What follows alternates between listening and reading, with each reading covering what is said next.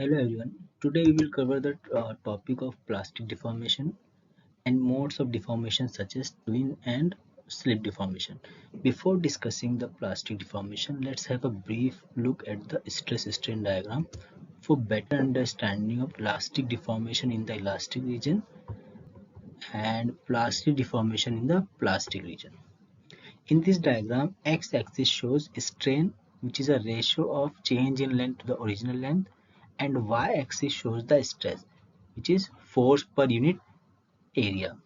And the graph obtained here shows how a material responds to the increasing forces, highlighting both in elastic and plastic changes. So at the start of this, the relationship between stress and strain is a linear in the elastic region, and here if we remove the force, the material returns to its original shape. This straight path follows Hooke's law, where stress is proportional to the strain. So here we get the definition of elastic deformation. It is a temporary change in the shape or size of material under applied stress, where the material returns to its original shape and size once the stress is removed. This occurs when the applied force does not exceed the material's elastic limit. But as we increase the force beyond certain point, the material starts to deform plastically, which means that the material won't fully return to its original shape if the force is removed. So we get the definition of plastic deformation. It is a permanent change in shape or size of a material when subjected to stress that exceeds its elastic limit. In this case, material does not return to its original shape even after the removal of the applied force. So now let's come to the mechanism of plastic deformation. So plastic deformation mechanism of plastic deformation vary between materials. In metals, plastic deformation happens due to dislocation where layers of atoms slide past each other. This makes the metal ductile, allowing the bending or stretching of the material without breaking. Whereas in brittle material, like concrete, plastic deformation occurs due to the slippage of micro cracks, which leads to the permanent change in the material structure. So let's go to the slip deformation.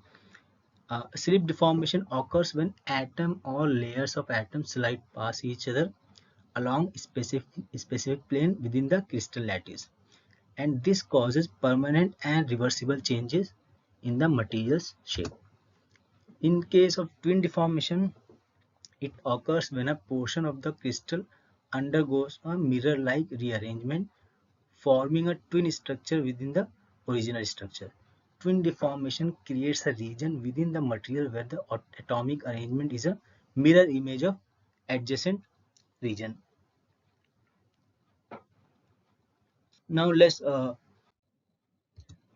go through a feature by feature comparison between slip and twinning, looking at how atoms move and how crystal structure responds and what makes this process unique. So atomic movement, in case of slip, atoms shift a set distance along a specific plane in the crystal. In twinning, atoms move a shorter distance, means lesser movement of atoms, mirroring across a plane. Orientation change, there is no change in the overall orientation of crystal lattice. It's like sliding a book across a table, its orientation remains the same. But in case of twinning, a portion of the crystal lattice changes its orientation, creating a mirror image of itself. Plane involvement, in case of slip occurs along specific slip planes within the crystal lattice, and not all the planes are involved in the deformation. In twinning, every atomic plane in the twinned region is involved in the deformation. It's like a chain of effect where one plane's movement triggers the movement of adjacent planes. In shear stress, in case of slip requires a specific amount of shear stress called the critical result shear stress to initiate. This is similar like pushing a heavy box. You need to apply enough force to overcome the opposing frictional force. In twinning, no twinning does not require a specific critical resolved shear stress. It can occur more easily and especially at lower temperatures. Speed. Sleep is relatively slow process and it takes several milliseconds to occur, whereas twinning is a very rapid process and it's happening in few microseconds. And line appearance, slip lines which are visible on the surface of metal can either even or odd in numbers, but twin lines always occur in pair, creating a distinct pattern on the material's surface. So that's it for today. Thank you.